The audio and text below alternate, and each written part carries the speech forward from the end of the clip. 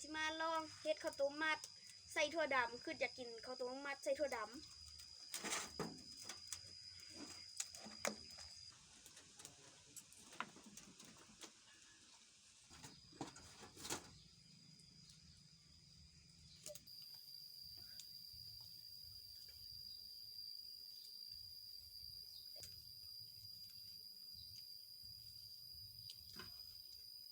ข้าวต้มครั้งแรกก็สิเป็นแนวนี้เลยเพื่อน